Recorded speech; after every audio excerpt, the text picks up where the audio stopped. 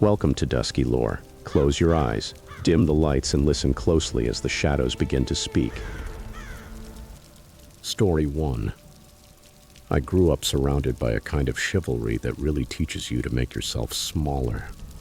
My parents fought the way storms do in the Midwest, suddenly with a crash and leaving the air heavy for hours afterward. You learn to sleep with one ear alert, to count the seconds between one argument and the next, as if you were timing a bomb. A childhood like that makes even the most perfect silence feel like a threat. So when Elena invited me to her birthday sleepover at her parents' lake house, I said yes more to escape the static in my house than to celebrate. I wanted one night that didn't vibrate with shouting. I wanted, selfishly, to be able to breathe. Elena's house sat right on the edge of a frozen lake, and the deck stretched toward the tree line like an outstretched arm. Pines surrounded the property, a dark wall that made the dusk feel thicker than it was. I always felt like those trees were watching me, as if the branches were hiding eyes. I told myself that kids are just weird, period. Trevor, Elena's cousin, was staying over too. He was older, quiet in a way that made me uncomfortable, but he hardly mixed with us. He stayed upstairs on the second floor, so I figured it wouldn't be a problem. Pizza, a horror movie, and a mattress on the floor. The perfect plan for a 12-year-old girl who just wanted to be somewhere warm and far away from home. We stayed up late whispering nonsense. Who liked whom in math class? Whether Sophie would ever work up the nerve to text her crush. And eventually, exhausted, we fell asleep. I chose the couch because of the sliding glass doors facing the deck. It felt safe to have something between the woods and me. Although now thinking back, that was a mistake. Safety is a place you repeat to yourself until it stops being true. I woke up because the living room was too quiet. The storm had settled into a hush, into that kind of calm that snow imposes, as if everything had suddenly become polite. At first I thought I was still dreaming, my heart pounding in the rhythm of a nightmare, until I heard a faint scrape, like someone moving a chair, maybe the deck creaking under frost. That sound pulled me out of sleep like a spotlight finding a stage. I stayed still, my eyes closed, listening, and the scraping came again, deliberate, soft. When I opened my eyes a little, I saw that the chair on the deck was occupied. There was a man sitting there, completely still, in a chair dusted with snow. He was wearing a heavy coat, and his dark hair was damp where snowflakes had clung to it. He didn't move. He didn't even seem to blink. For a second, my brain tried to fit him into a category: visitor, prankster, neighbor. None of the options worked. His face was too still, too sharply defined against the blurred night. My immediate reaction was to freeze. I remembered my parents' voices, sharp and sudden, and in their echo I felt tiny. The man's gaze rested on us like a test, curious but patient. I pulled the blanket over my head and tried to make my breathing slower. If he saw movement through the glass, maybe he would know we had noticed him. Maybe that would make him leave. The minutes stretched on. I could hear my friends breathing in the dark, soft, normal, ordinary, and I wanted to wake them so we could be brave together, even if only in a joking way. But the idea of waking them felt like throwing a rock into a lake just to see if something would rise to the surface. I stayed still until my legs went numb and my throat hurt. When I finally dared to look again, the chair was empty. There were no footprints in the freshly fallen snow, no tracks leading back toward the trees. It was as if the man had never been there, except that my memory was too precise for it to have been a dream. What stayed lodged inside me were his eyes. Cold, patient, like carved porcelain, waiting for a response. Morning came like a punishment. The light turned the lake into a sheet of silver, and Elena's mom moved around making pancakes as if the night before had never happened. Trevor was at breakfast, laughing like always. And the moment I saw him, I felt such sudden relief that my stomach dropped. He had been upstairs, he said. He hadn't heard or seen anyone. Elena's mom assured us that the deck was blocked by a low railing, that no one could have climbed those steps in that cold and left without making marks. She smiled at me, kind but a little clipped, and told me not to let silly things ruin my day. I didn't argue. Childhood teaches you a lot of small surrenders. You let adults flatten your fears because adults have a monopoly on reason. But I kept the memory of those eyes like a splinter under my skin. At school and at other sleepovers afterward, I learned to say I preferred sleeping at home. I called it maturity or preferences, but the truth was smaller and crueler. The thought of a motionless man sitting outside, watching while I slept, left my nervous system feeling bruised. I kept telling myself logic. It could have been a hunter, a lost hiker, someone who needed help. But the stillness of that man contradicted any reasonable explanation. It didn't feel like a plea or an accident. It felt like surveillance, as if someone were learning how quiet we really were. The memory followed me into adulthood. I dated people, lived in apartments with walls so thin you could hear everything, and I breathed less when the wind howled between buildings. My parents eventually divorced, and the noise of my house became a memory that throbbed like a constant bass underneath everything else. Even so, winter nights kept raising the same old fear. When snow fell, my throat tightened. I would see a patch of darkness and, without meaning to, search for a face. I guess that's what trauma does. It teaches the body to stay loyal to a single moment. Years later, on a freezing afternoon, I found a photo of that lake house online. It was a real estate listing, with bright pictures and a smiling family during the holidays. My chest gave that same familiar tug. I could have explained it away as paranoia if it were only that, but I've learned to listen to the body's small alarms. Fear is not always irrational. Sometimes it is leftover logic, a residue that keeps working. Once in an apartment with floor-to-ceiling windows, I woke up at 2 a.m. and saw a shape reflected in the glass. I froze and watched it stay motionless, as if it were waiting for me to look away. I didn't move until dawn. I never told anyone the details. How my hand shook, how I stayed rigid on the couch until the light returned. I told myself that the city is full of reflections and shadows that belong to other people's lives. But the posture of that figure, almost casual, almost patient, was the same. The thing about nights like that is that they are ordinary until they are not. For months after that sleepover, I avoided couches facing backyards, turned down invitations that involved sleeping away from home, and developed a superstition about leaving the television on low. My friends adapted. "You're dramatic, Mara," they would say, and then hug me goodnight, not knowing how much that contact would matter later, as if it were proof that I was still human. I have learned to live with the memory. I carry it like a scar. It does not hurt until the cold returns, but sometimes I still see it, not always in the exact detail, but in the feeling of being watched through glass, in the sudden certainty that a human presence can be patient enough to wait for you until you break. I imagine him on that deck, not vanished, not hidden, but constant as the weather. A man who tests limits and keeps the world in a clean, terrifying order. The last time I drove past the lake, the house had already been sold, and there were new chairs on the deck. A small child's bicycle rested in the yard. People live their lives in these places, and maybe nothing ever happened again. Maybe it was someone who only needed to sit for a minute and left without leaving footprints. I want to believe that. I need to. But sometimes I park on the road and sit there staring at the house for a while, feeling ridiculous and helpless, like a child peeking through a crack. The trees still look like a mouth at dusk, and on some nights when the wind is steady and the snow presses the world silent, I cannot help thinking that he is still out there, learning the rules we think will keep us safe. Safety is not only where you are, but what you teach yourself to expect.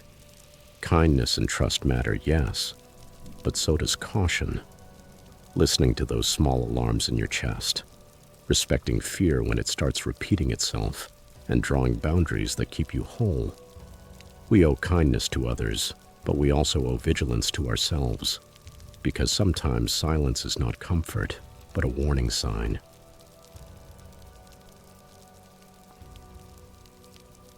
Story 2. When I was 16, a cyclone took the only house my parents ever managed to own and left us with a blue tarp, a folding cot in my uncle's garage, and a stack of insurance forms that never quite added up. We learned quickly which things mattered and which were easy to replace. The photographs, Grandma's brittle recipe cards, those mattered. The second set of winter coats, the lawnmower, the old couch, those did not. After that storm, I was left with a small, constant knot of fear in my chest every time clouds gathered, or the weather report started saying names like Livia or Irene. It was not dramatic. There were no movie-style epiphanies, just a practical resistance to being caught off guard. I started taking night shifts at Harborline Outreach because it kept me somewhere useful during those long, nervous seasons. The shelter is behind the old St. Aurelia Medical Tower, a huge, heavy building the city never managed to demolish after the 2010 flood. People avoid the tower. The city calls it a safety hazard. Teenagers call it a dare. And the shelter uses the shadow it casts as an address. Being behind the tower became part of my rhythm. That is my background. Small losses, practical habits, and that thing with storms that I could feel pressing against my ribs like a thumb. I carried that memory like an extra layer, the same way I wore flannel when the wind picked up. Night shifts are the kind of routine that gets inside you. You learn what time the older veterans take their pills, which teenagers can be trusted to make coffee without testing the limits of the coffee maker, and which clients prefer the radio on soft talk instead of music. The night Hurricane Livia brushed Miami, we had 50 people sleeping, or trying to sleep, inside those fluorescent-lit rooms. Mothers and children curled up under donated blankets. A man muttering about the war. A boy who smelled like cheap cologne and adrenaline. I was in my second year working nights, so the shelter's hum and the sleepy, steady drone of the generator sounded like a lullaby to me. I volunteered for the 24-hour shift, partly because I was stubborn about storms, and partly because I knew the shelter would fill up with people who needed somewhere warm and dry. I had been through losing a house. I could not stand the idea of someone losing a night. By midnight, the wind had teeth. The rain beat against the boarded windows and sheets, and the generator sputtered like an old throat. Dana, my coworker, and I scrubbed dishes, refilled thermoses, and tried to keep the back kitchen lit. Around 4:45 a.m., when the gusts eased enough for me to step outside and smoke a cigarette, the city lights were a distant, nervous glow, and only the shelter's porch light held a small golden puddle on the concrete. I leaned against the brick and looked at the floodlights across the street, and then I saw something I could not explain. Frogs. Not just a few, dozens of them, singing from the puddles behind the abandoned hospital.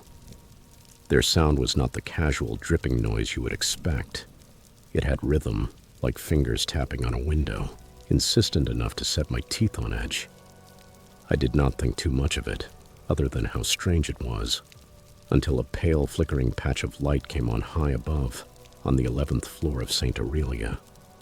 At first, I thought someone had left a flashlight near a window, and the beam was catching a torn curtain, but the hospital had been sealed for 10 years. No electricity, no water, no legal entry. The light came alive, wavering like an old television. Then someone or something moved in front of it.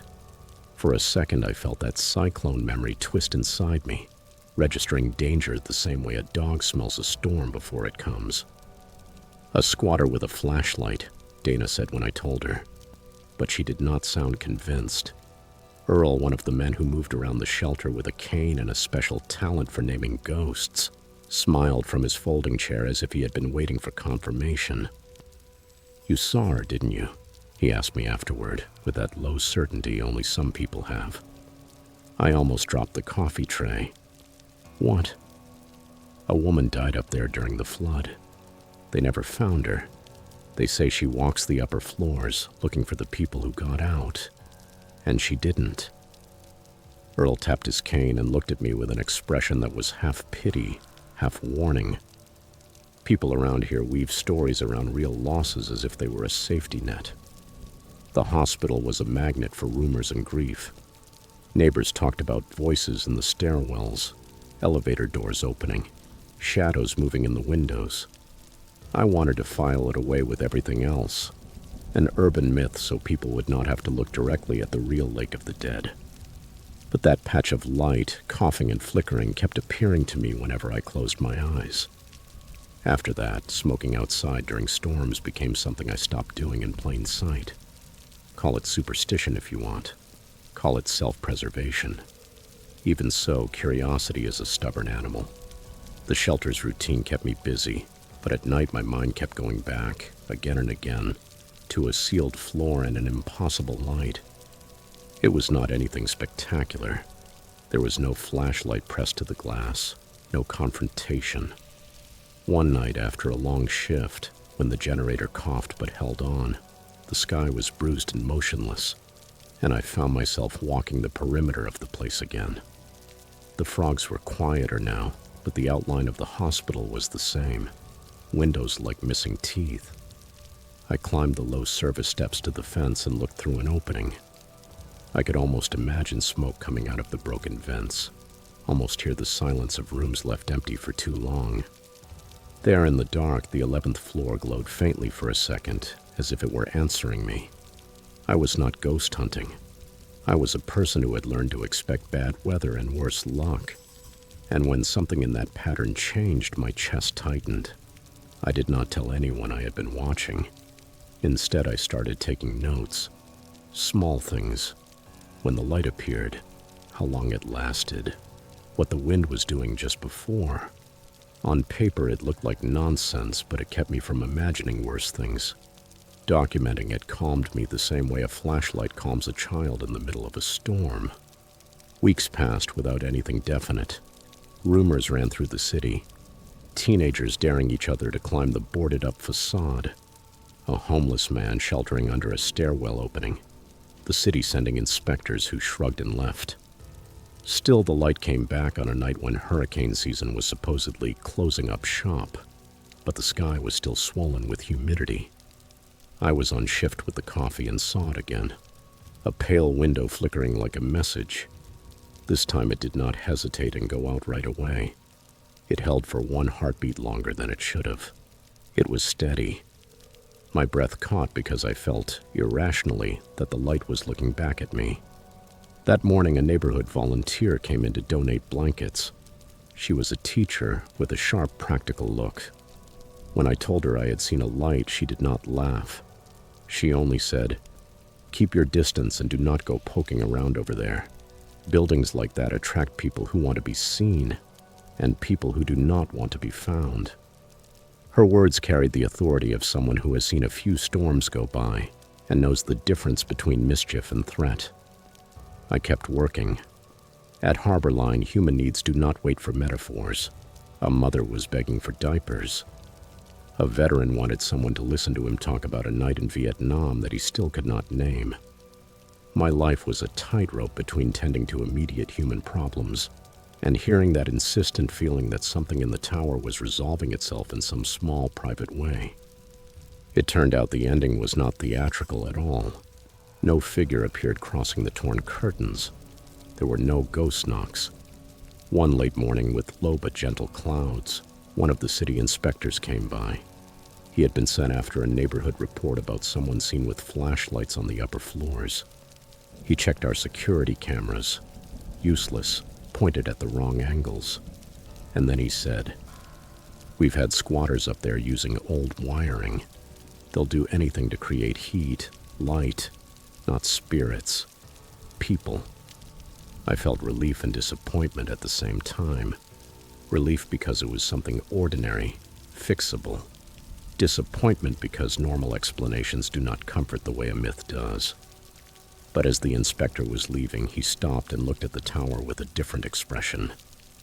"Sometimes," he said quietly, "people go looking for ghosts when what they are really seeing is the shape of what they're missing." That sentence stuck to my ribs like a wet sleeve. It made me think about my family's tarp, the cot in my uncle's garage, the recipe cards I had saved.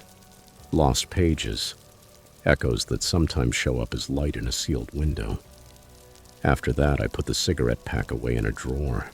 I kept working nights, and when the storms came in, I felt that familiar thumb against my chest. A warning, a memory, something that taught me to be careful, but not cruel. The hospital stayed there, huge, like a mistake in architecture and funding. People kept talking about it. Teenagers kept daring each other. Volunteers kept handing out blankets. And Earl kept muttering about ghosts in the corners. The light stopped appearing with the same clarity as before. Sometimes on the worst nights, I swear I could hear the frogs hitting the puddles like a clock keeping time in a language I almost understood. If there is a moral in those small episodes that gather around old buildings and storms, it is this. The world is full of small, ordinary tragedies that can look like something else when you stay in the dark long enough. People mistake the outline of grief for specters. They mistake loneliness for a haunting. Sometimes a light in a sealed window is just a person trying not to freeze. Sometimes it is the shape of a memory asking to be recognized. And that recognition is a small mercy. Recognize the real need first before laying a story on top of it.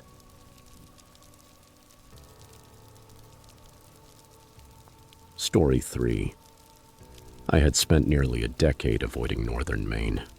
My father's house was one of those places that puts the past on display as if it were part of the decor.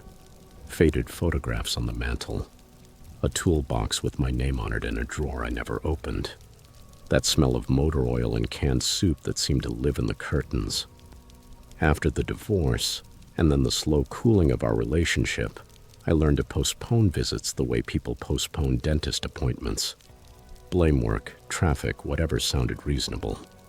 But then he had the stroke and every excuse collapsed like rotten boards.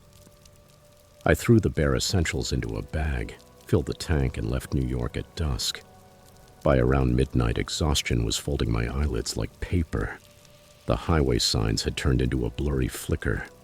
That was when I saw High Pines Lodge, a sagging sign, one neon letter sputtering, and just enough yellow light to show 2 cars in the parking lot. I told myself I should keep going, but my shoulders ached and my brain refused to give the road another hour. The place looked like a relic. Peeling paint, cheap Christmas wreaths, a lobby that smelled like carpet cleaner and sadness. Even so, there is a particular comfort in anonymous curtains and a bed that is not your own. I checked in quickly. The night clerk moved like someone who was running out of time. He slid a key card across the counter without meeting my eyes. "End of the hall," he said. "Room 319. The 3rd floor smelled like dryer lint and dust. A row of weak bulbs lit the corridor, and some of the doors had "Do Not Disturb" signs with stains in the wrong places. I noticed scratch marks near 2 of the locks, shallow but persistent, as if someone had been trying the same trick over and over. Old keys, I told myself. A maintenance guy, I told myself. I told myself a lot of things while awkwardly sliding the card into the lock and turning on the lamp. The room was small and functional, made for exhausted drivers. One lamp leaned crooked over the desk. A drawer was half open, as if someone had rummaged through it, and a blanket had that kind of disorder that looks like someone left in a hurry. There was a faint smell of aftershave, the kind that could belong to anyone. I blamed it on the cleaning, the lodge, my tired eyes, and lay down. I slept the way people fall into relief. At 1:10 a.m., a metallic sound woke me up. At first I thought it was the building settling, but the rattling of the doorknob had a specific human rhythm. Someone was trying the door. I froze with the room shrinking around me. "Occupied," I shouted, and my voice came out smaller than I wanted. The handle stopped. For a while there was nothing, just my breathing and the soft hiss of the heater. I set the deadbolt and stayed there until my pulse calmed down, telling myself that in the morning I would call the front desk and make a joke about an overly nervous guest. At 2:15 a.m., the movement at the foot of the bed was unmistakable. A tall figure was moving with the purpose of someone who knew exactly what he was looking for. I swung my legs off the mattress. Adrenaline took command. "Hey, who the hell are you?" I shouted, fumbling for a shoe. The man straightened slowly. He was taller than any of the guests I had seen in the lobby, broad-shouldered under a heavy jacket with a hat shading his face. He spoke in a low, steady voice, a calm that seemed to belong to a different scene. "Housekeeping," he said. I remember how absurd that word was in that moment, my mind trying to file him into something ordinary. But there was no card, no ID, no staff uniform. He moved like someone who had done that before. Quick hands on a suitcase, skilled fingers with zippers and pockets. He was gone before I could jump out of bed, smooth as if he had rehearsed the exits. I called the front desk and woke up a receptionist who sounded like she had not slept in a week.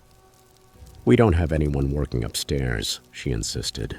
"There's no housekeeping staff after 9. The manager arrived with a flashlight and the face of someone who had just been ripped out of a dream. He asked me to show him what I had seen. We checked the hallway.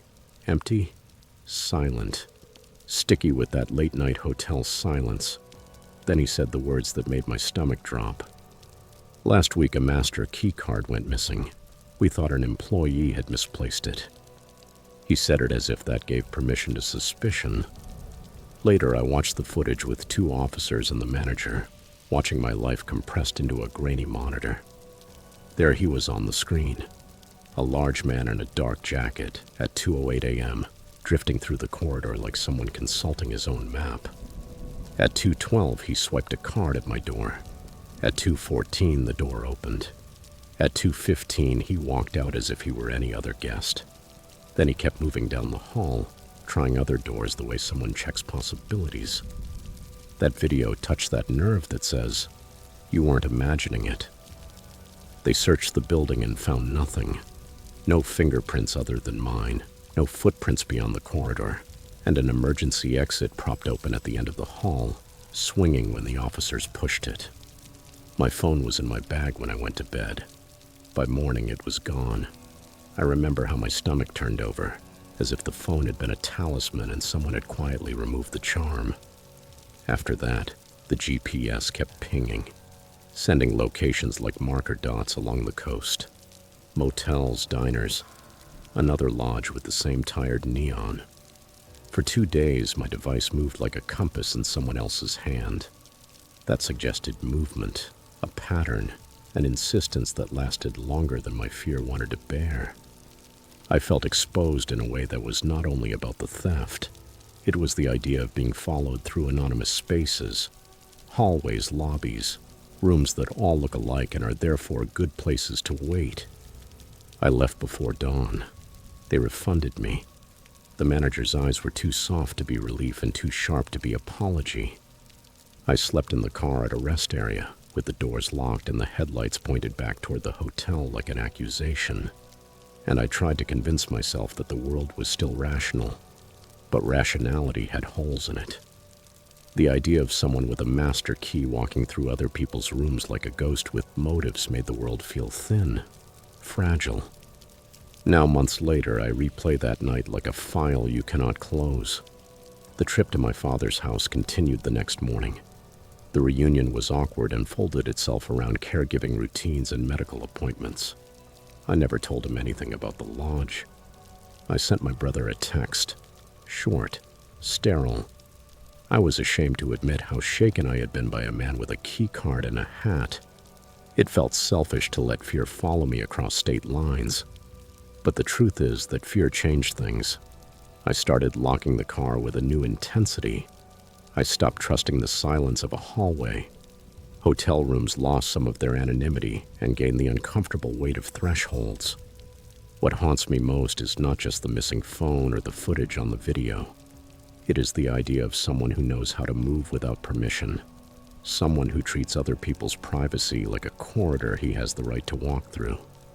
It is the way ordinary spaces can be violated so neatly, so silently, that you end up doubting your own senses until the proof lines up on a blurry screen. That image of a man who can slide a card, open a door, and keep moving stays with me like a bruise. You forget until you touch it. We owe ourselves the same vigilance we offer to strangers, even when helping them and trusting them seem like virtues. Protection is a virtue too, guarding those small practical boundaries that keep us safe. Locks, light, attention to detail. Not all intrusions are dramatic. Many are quiet, patient, and procedural. The best defense is a constant mix of caution and clarity. Listen to the small alarms. Make a record of what feels wrong. And let your need for safety be just as legitimate as your desire to be kind.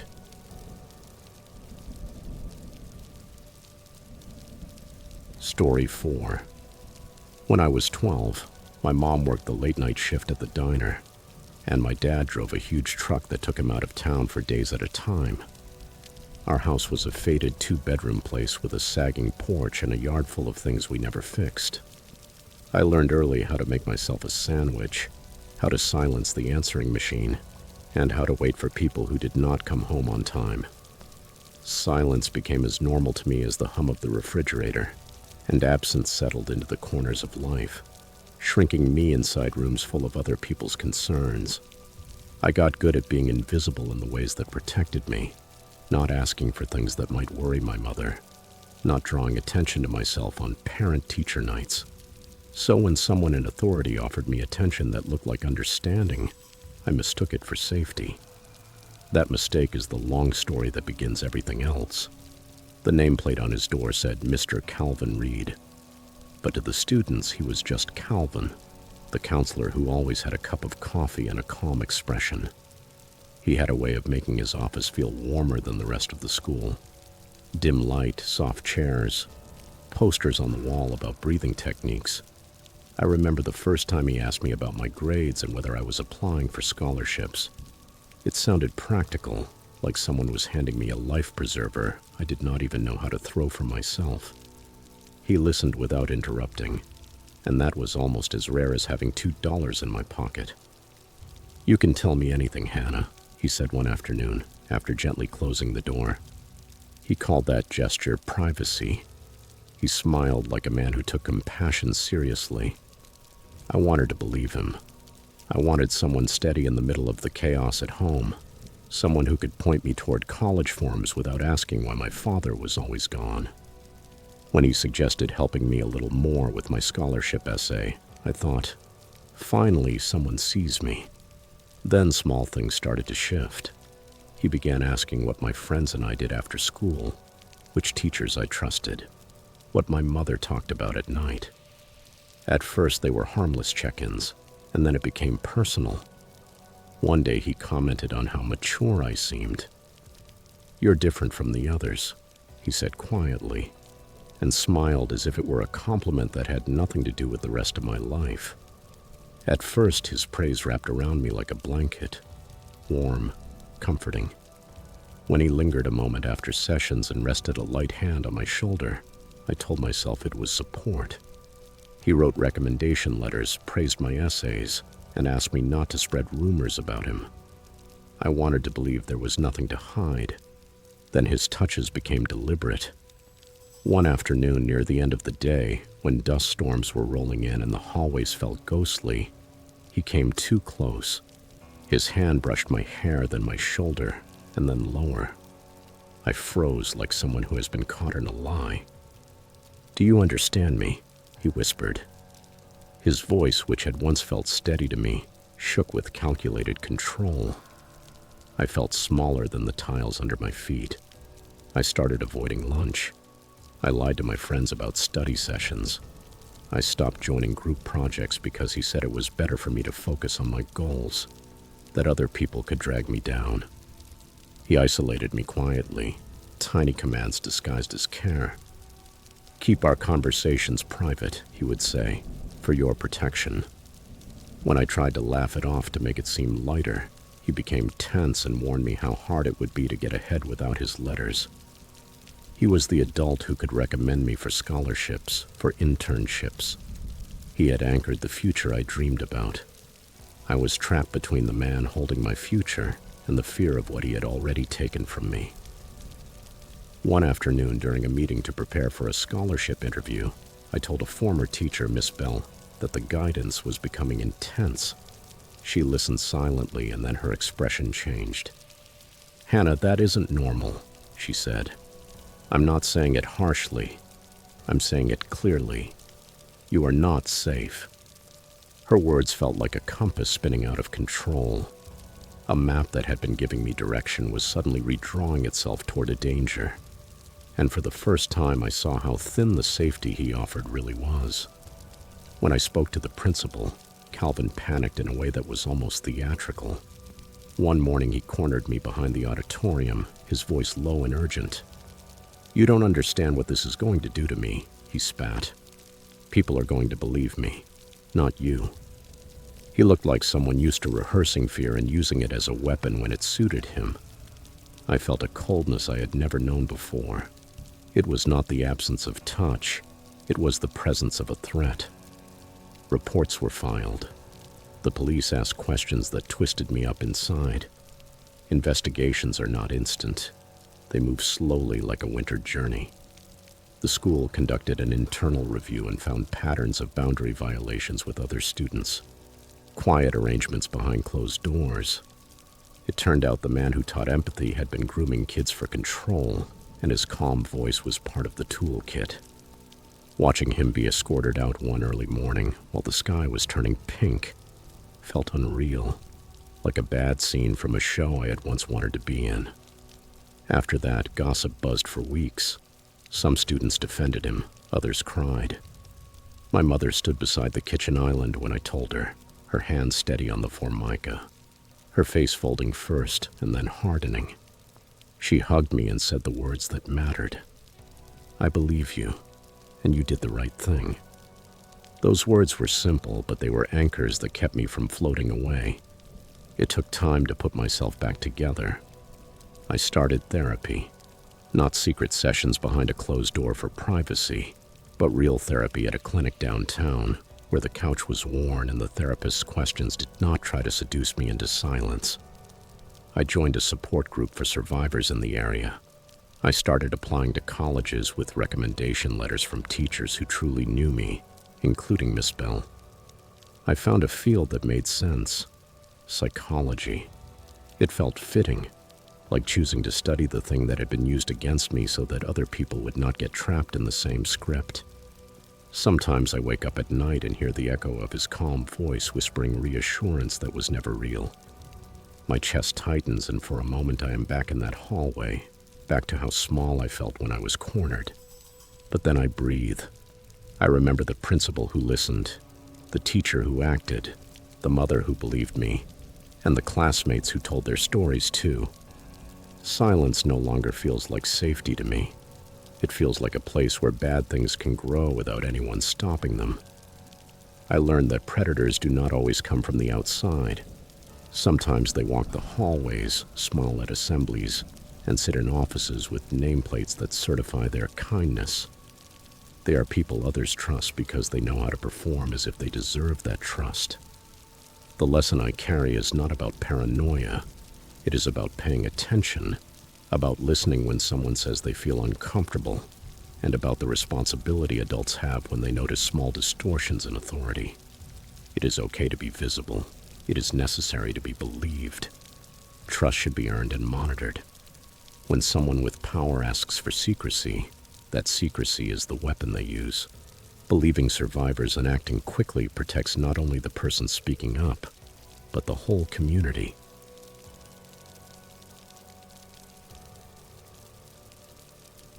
Story 5. I grew up in a place where the horizon stays low and the sky feels like a thin frayed blanket thrown over your head.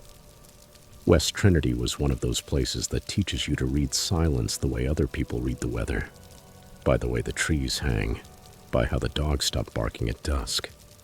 I learned to listen there long before I ever put on a uniform. After a deployment in Afghanistan, I came back with a knot in my chest that would not loosen. Joining the sheriff's department felt like paying off a debt through hard work, a debt I believed I owed. Back then, everything seemed simple. Do the job, keep your head down. do not let the past climb back up your spine.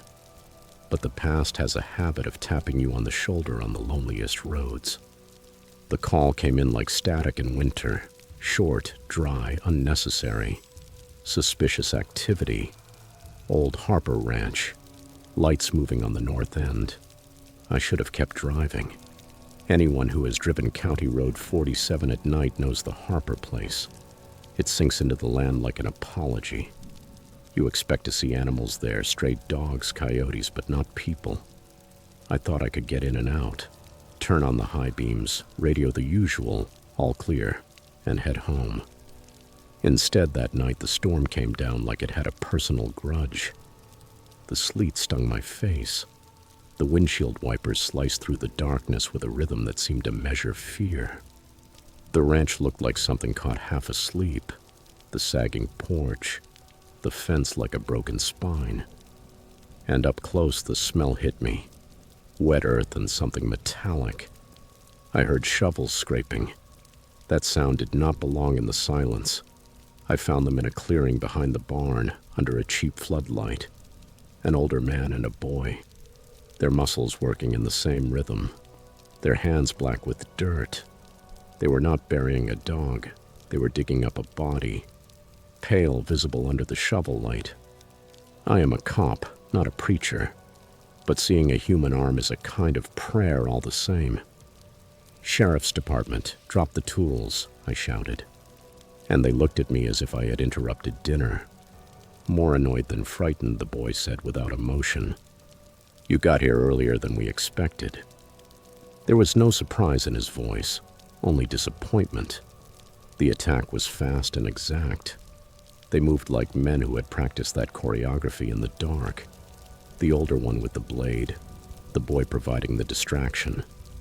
I remember the metallic air, the taste of adrenaline, the sharp focus of training taking over from fear. The blade came for my neck. I barely managed to turn the angle, and I felt a cut that, in another life, would have meant something else. My radio squawked in my pocket, but the storm was shredding the signal. I hit the emergency button and cursed a world that hears but does not care. Then headlights split the night open like a promise, and 2 rangers stepped out with their rifles raised. They arrived with the kind of timing that makes you believe that sometimes the gods favor the desperate. "We got an anonymous tip," one of them said later. That should have been the end. The exposed graves, the men in handcuffs, a town grieving and then moving on. But it was the beginning of everything that kept me from sleeping after that. Before they put him in the cruiser, the boy whispered, "9 so far. He's going to be angry because we didn't make it to 10. Someone else was organizing that neat brutality. Someone was watching and keeping count. You would think catching monsters would simplify the world. It does not. The case spread like mold. Networks of people using isolated stretches of land and disappearing towns to hide what they were doing. It was not random. Farms turned into drop points. Hunters turned into instruments. When the rangers dug, they found more graves. And when they called their contacts, arrests started crossing state lines. But the law is a tangle. People give names, but names open doors, and doors lead to darker rooms. The person who anonymously called the rangers to steer them toward us never showed themselves. They became a rumor. A ghost who may have saved me, or may have pushed me into becoming a piece on the board. That ambiguity is a weight. I carried it into my marriage and discovered it had teeth. Paranoia is a stealthy roommate. I started checking the windows 3 times every night, scanning faces at the grocery store, reading a smile the way someone reads an accounting ledger. My wife kept trying to bring me down from the edge. "You did your job," she would say, folding laundry the way people fold fragile things, with care and hope. But the more she repeated it, the louder the whisper became. Who else knew? Who was watching? Who called the rangers? The voice on the phone had intimate knowledge of when I would arrive at the site where they were digging. Someone knew the schedule. Someone had to be closer than I wanted to imagine. The breaking point came when federal agent Sarah Chen caught up to me by trailing my truck into a parking lot like she was following a private thought. She was all straight edges, short hair, a badge with years on it. Zero patience for nonsense. We talked in a diner at 2 a.m. with grease on the napkins and regret in the coffee. She told me what the sheriff's office had not, what a maze of jurisdictions had tried to bury. There was a network. Men and women who owed each other favors and protected each other across counties, she explained. They used isolated properties to hide bodies and then used silence to measure whether anyone noticed. Worse than that. She said the informants operated with a code, that some of them gave tips to manipulate investigations, steering law enforcement towards certain actions. You were useful, she told me. They needed you to react the way you did. That made it easier for them to move somewhere else. Her voice was flatly unwilling to comfort. I wanted to grab hold of her and ask how many nights I had been a chess piece. Instead, I asked her how she had found me. She shrugged. I didn't find you. Someone else did. Someone who has been watching that network from the inside. From the inside sounded less like rescue and more like containment. That someone, guardian or strategist, never spoke to me. They pulled strings and left me counting the stitches afterward. In the end, they recovered bodies and caught some of the guilty, but arrests never fully stitch a place back together. The network fractured under scrutiny, but the rumor stayed alive. A name whispered here, a pair of lost handcuffs there, a silent jail cell that suggested only a temporary retirement. The night they almost killed me inside the water tower, tied up, sweat burning my eyes, the heat of a detonator counting down the seconds, still plays on a loop. Sarah and the tactical team came through rust and steel, pulled me out while the ladder sparked and the fire licked at the sky. The explosion that came afterward sounded like the horizon tearing open. The Rangers arrested men who ran farms and had kept their mouths shut. The newspapers printed it in narrow columns, and the town tried to close its mouth over the wound. I retired with a kind of relief that tasted like grief. The marriage dissolved under the weight of alarms and insomnia. I moved to a small cabin outside Amarillo and learned to keep the blinds half closed, like lids on old jars. Sometimes a truck drives by on the road, and I feel the old adrenaline like a wire being yanked through my ribs. Sometimes I stand in the doorway and hear the imagined scrape of a shovel in the dark, and I raise my hands because the body remembers how to fight before the mind catches up enough to understand. The Rangers never found the anonymous informant. Some say it was someone on the inside, nursing a grudge. Others believe the network never fully died, that it simply moved. I try not to think about what that means. When I wake at night and the wind pushes at the window like a hand, if someone asks me, I tell them the facts. Names, charges, the number of graves. They nod and keep their distance. They do not ask about the person who saved me and stitched my name into a conversation that kept me alive, and then left like a ghost moving on. They do not ask because they do not want the answer. They do not want the possibility that safety is a mirage you chase down lonely roads, and that sometimes the one who saves you is as complex as the ones who harm you. The work of keeping a community safe is not only about arrests and evidence. It is about recognizing silent dangers in places we think we know and honoring an uncomfortable truth. Rescue can come from imperfect people with imperfect motives. Vigilance has to walk hand in hand with compassion, and justice has to be pursued with the knowledge of how fragile safety really is. Because healing does not happen in a single night. It is earned in how we take care of one another after the darkness has passed.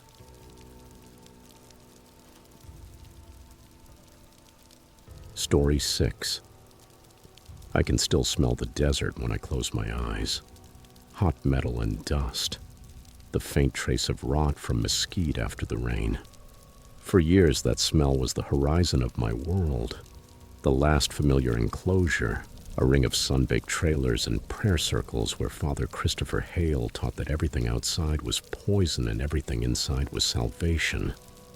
He spoke like a man explaining gravity, as if the world obeyed him because he had named its dangers. I learned to believe him the way other children believe their parents. I learned to make myself small and quiet. I learned that curiosity could turn your wrist into a map. I still carry a thin, pale scar from the time I touched a forbidden notebook and paid for it with 3 days of isolated labor under the merciless Arizona sun. When Jacob started whispering to me about ice cream and bicycles, it felt like magic. He would kneel beside my bed with a low, patient voice, describing a grocery store like a cathedral of light where you could choose flavors until you felt dizzy. I thought he was making up fairy tales so I would not cry when the water ran out. He was 6 years older and steadier than anyone I had ever known. He was my brother, and the only person in the compound who treated me like someone who might someday grow up. The night it all ended, the heat sat on our shoulders as if the air wanted to press us into the dust. Father Christopher announced at a late prayer meeting that they were coming. The government, the soldiers, the fire. His voice cracked and then hardened. They will take your children. Prepare to ascend together. The mothers lowered their heads like branches cut loose from their support. The men tapped their rifles with trembling hands. We were told to rehearse the ascension. One small life slipping into the next, safe from the world that was approaching. I thought it was another fear tactic. Just one more sermon to keep us obedient. Later that same night, I slipped away with 2 younger girls to play near the fence. We laughed with a freedom that felt stolen because the adults had been occupied longer than usual. There was a strange silence in their voices over the walkie-talkies. The dogs that usually circled the edges of the compound lay still like cardboard cutouts. Jacob shook me awake at 2:14 a.m. He was wearing his old mechanic's jacket and smelled like gasoline and fear. "Lydia, we have to run now. Don't ask." He did not wait for my feet to settle on the ground. The earth was soft with sand, and the sky was full of stars that did not understand human grief. We ran through a gap he had forced in the fence weeks before, our hands torn raw by barbed wire. And he shoved me into the cab of a truck he had stolen and secretly taught himself to drive. "If they catch us, don't look back," he said. His voice tore like paper. We drove until the compound was only a dot in the rearview mirror, until the road became a thread. He left me in a cheap motel in Holbrook and locked the door as if he could lock the past outside. "Don't open the door. I'm going to the police." The television was a blue rectangle when I turned it on. The news anchored the world in a way the compound never had. Helicopters over smoking rooftops, grainy footage of emergency crews, a reporter using the phrase mass suicide, delusional prophecy, 27 adults dead, 14 children fatally injured. The words passed over me, absurd and final. Someone had convinced them to die for salvation, and salvation had begun with the children. I cried myself to sleep on a motel bed that smelled like stale coffee and machine oil. When Jacob came back, his face held that exact expression of a man who had reached the edge of himself and found nothing good waiting there. He handed me an old photo of us, smiling in a muddy puddle that someone had once called family. "We're going somewhere they won't know how to find us," he promised, and he meant it.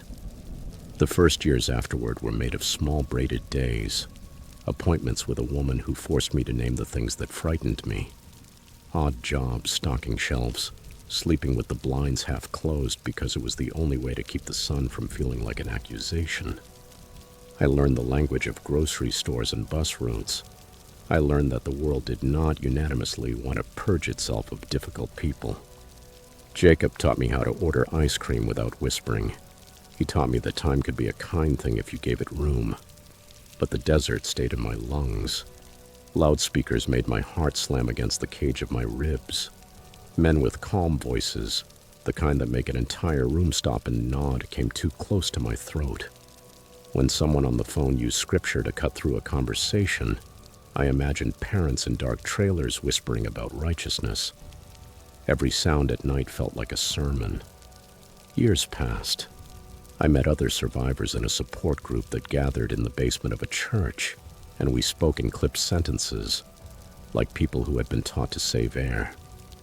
They had different names for their pain, but the shape was shared. Someone had convinced them to do the unthinkable because it had felt like love. We took turns holding each other through flashbacks, as if the past were a visitor that would not stop knocking. When the internet began carrying names and phrases from place to place like seeds pushed by wind, I learned to distrust not only walls, but words.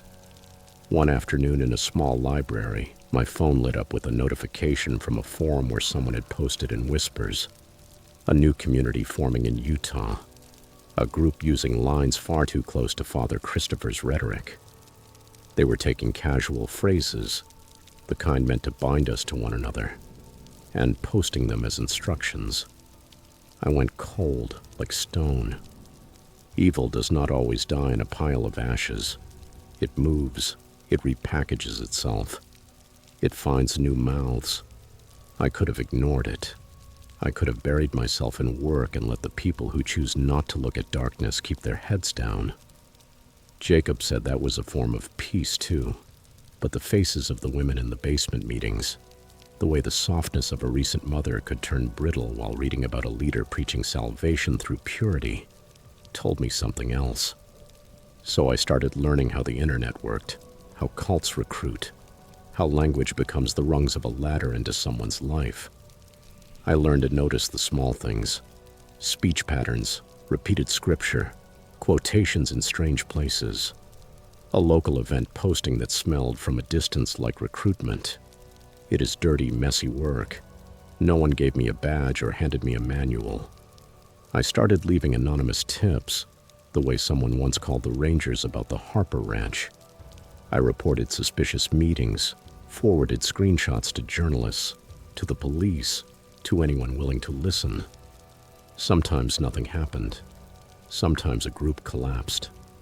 Once a small compound in the Great Basin shut its doors and returned its members to the world with a new language. We saved what we could. Children found with braces, with names, and with a chance. Adults with emptied-out eyes carried toward therapy.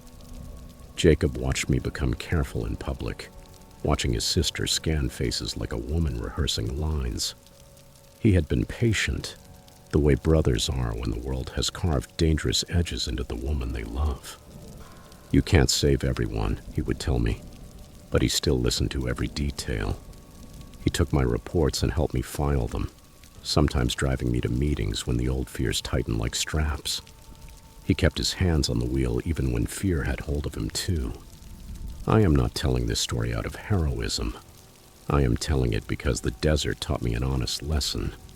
Monsters can be made from sermons, systems, and the most ordinary tools of trust. They are not always easy to see, and sometimes they come with the calm of a pastor or the smile of a neighbor.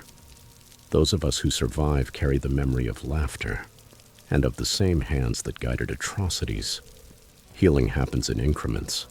Learned apologies, grocery trips made with trembling fingers, a child introduced to a bicycle and allowed to wobble. Once, standing on a hill looking toward the place where the last family had planted their flags and their lists, I thought of Father Christopher's voice as a cracked radio in a house no one wanted to live in. "They're coming," he used to say. "They're already coming." And they did come, but not in the way he promised. They came as consequences, investigations, grief, long interviews under fluorescent lights. They came as news reports that made our faces public, but they also came as the quiet work of survivors who chose life, learning to hear the smallest differences in language and behavior, checking in on neighbors with patience, building communities that ask questions instead of accepting doctrine as a final answer. When people who survive the worst step forward, they can change the script not by fighting every battle alone, but by teaching others to recognize the first whispers before they become thunder.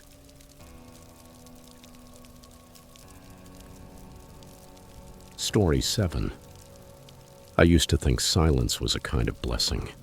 As a librarian in Northbridge, Vermont, I had learned to love that soft hush between the shelves, the way dust motes moved like tiny planets in a strip of afternoon sun. But after a breakup, 2 months earlier, That silence stopped feeling like company and became something heavier, an audience that seemed to notice every small thing I did. I told myself the creaks were just old beams settling, that strange drafts were normal, that the house made a small noise and then let it go. It was easier to name ordinary things than to accept the idea that someone had stepped into the life I thought was mine. I noticed the first signs, small ones, and let them pass. A postcard missing from the kitchen corkboard, a loose earring gone from the bowl by the door.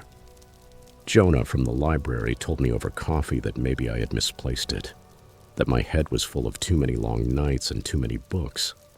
He joked, half mean and half gentle, "Maybe you have a ghost." I smiled because laughing felt safer. At night I told myself I was forgetful, that grief leaves marks on memory, that things get moved around when a life comes undone. Then the sounds changed. It was no longer the house settling. It was a feeling of attention. Slow, deliberate movement above my ceiling, like the footsteps of someone pacing, or the deep exhale of a chest in a space that had once been empty. When I finally started listening for real, the details lined up like constellations. The mug I used every morning later turned up in the attic. A photo of my sister was pinned to a beam where I had once laughed with her. Scarves folded as if waiting for a hand. Those were not accidents. It was a record. One afternoon I came home early from work with a book under my arm and that kind of tiredness that makes the world go soft around the edges. I heard footsteps upstairs, purposeful footsteps. My hands went cold. I called out, "Hello? Who's there?" The house answered with a hollow silence. Then the attic hatch creaked, as if someone were lifting the lid of a trunk that had been stored away for years. I climbed the ladder as if someone else's will were pulling me upward. The attic smelled like old wool and sweat, as if someone had been living in a corner you forget about, until one day you realize that corner has slowly been furnished with your things. There was a thin mattress, a stack of my magazines, a mug with my chipped rim, photos of me pinned to the beams, my eyes frozen in moments I did not know anyone had seen, notes with times, the hours I left for work, the times I laughed on the front steps written in careful handwriting, and fresh tracks in the dust. I ran out of there like someone inside a nightmare, my heart pounding. I called the sheriff with hands that would not stop shaking.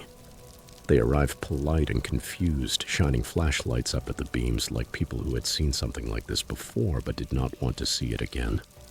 Sheriff Tom Hauer, broad-shouldered, used to the calm of small-town problems, looked at me in a way that said everything. "This setup, it's been here for months." He explained how attics and narrow crawl spaces under houses slip into what people ignore. How in small towns people believe what they have is theirs and yet forget to check. He was not a man for dramatic words. He said the intruder had worked himself into the seams of the household schedule. The moments when I left for work, the times I ran errands, living in a shadow that breathed in rhythm with my habits. That night in Northbridge, people pulled their blinds a little earlier than usual. Women checked their ceilings. Men asked their wives whether they had seen anything strange, and the word attic started to feel different.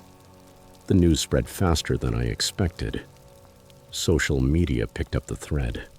Then, 3 towns over, someone posted a photo of an altar, a pillow with another woman's sweater on it, a mug, Polaroids pinned up like trophies. Copycat. The pattern was too specific. Similar notes with times, similar arrangements, the same soft and invasive attention. The detectives compared handwriting, sightings, and connected a cold line of places where small-town habits had offered cover. The most logical theory was cruelly simple. A man traveling, choosing towns where people trusted silence too much, slipping into houses through unlocked windows and thin walls. That idea turned sleep into an open eye in the dark. Moving started to feel like a survival skill. I packed boxes with trembling hands and went to New Hampshire, to a job at another library, another address, with the conviction that distance could turn a wound into a scar. But distance did not change the way the air felt. Every draft at night suggested a hand slipping through a lock. The closet door would stand slightly open, though I remembered shutting it. A mug would appear in the sink when I was sure I had not used it. Once I found a note hidden behind the cereal boxes, one I would have sworn I had locked away, with a time written in the margin. It said essentially, "I know when you leave." I learned to double lock, to check corners, to sleep with a chair jammed against the door. The house became a checklist. I told myself there was comfort in police reports and patrol cars on quiet roads. After months of investigation, there were arrests in several counties. Men who confessed to living hidden in attics and keeping collections of stolen things. Some were transients, others were local, and a few of them swore in interviews that they had never hurt anyone, that it was watching, not touching. Those words did nothing for me. The courts handed down sentences, judges issued warnings, lawyers called it stalking, trespassing, obsessive hoarding. Legal language tried to organize what terror feels like. Fear is pure disorder. Justice arrives in papers and sentences with periods at the end, but it did not stitch my sense of safety back together.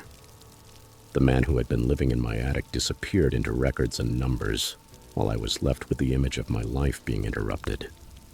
What pulled me out of that smallness of fear was, strangely enough, other people. Women at the town center started sharing their lists. Locks checked, attic panels reinforced, code words shared with the neighbors. A support group formed in a church basement, and under that low fluorescent light, at first people spoke in fragments. Missing earrings, a sweater, a voice humming inside the walls. They taught me things that were practical and deep.